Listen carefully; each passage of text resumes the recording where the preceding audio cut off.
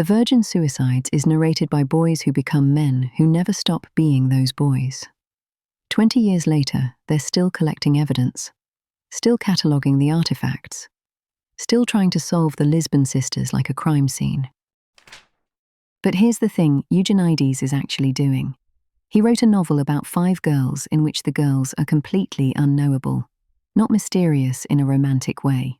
Unknowable. The boys gather their photographs, their diary pages, their lip gloss.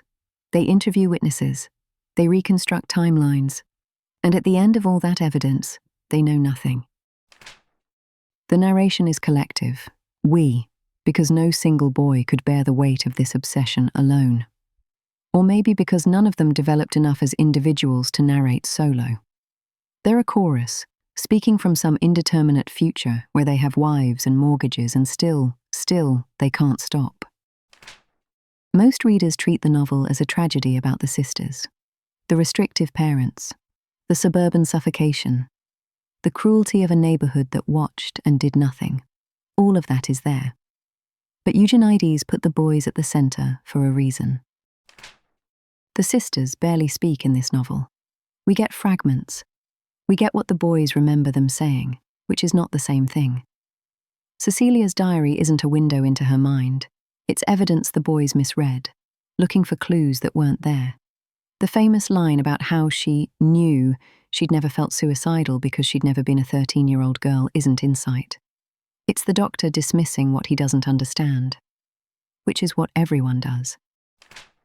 Including the boys, especially the boys. What Eugenides understood is that obsession isn't love and it isn't even interest. It's a form of consumption. The boys consume the Lisbon sisters. They photograph them. They collect their trash.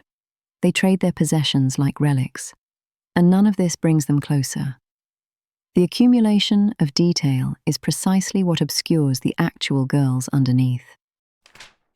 There's a moment when the boys finally get inside the house. After years of watching from across the street, they're in. And Eugenides describes them moving through rooms filled with the evidence of lives, the sisters' lives, and the boys can't process any of it. They see objects. They see surfaces. They can't see the girls, even when they're standing right there. This is a novel about the failure of narrative itself. The boys are doing exactly what novelists do. Gathering evidence, building character, constructing meaning from fragments. And Eugenides shows us that this process doesn't reveal truth. It creates a story that replaces truth. The Lisbon sisters the boys describe are fictions, built from longing and projection and the human inability to let mystery remain mysterious. The suburban setting matters. These boys grew up in a world designed to be comprehensible. Lawns you maintain. Houses with predictable floor plans. Lives that follow scripts.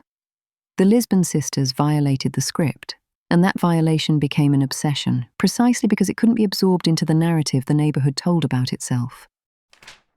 Eugenides gave us a collective narrator because the alternative would be honesty. A single narrator would have to admit he didn't know. The we lets them pool their ignorance and call it knowledge. It lets them turn surveillance into intimacy. It lets them mistake persistence for understanding. At the end, after all the years, after all the collecting, the boys conclude that they don't understand why the sisters did what they did.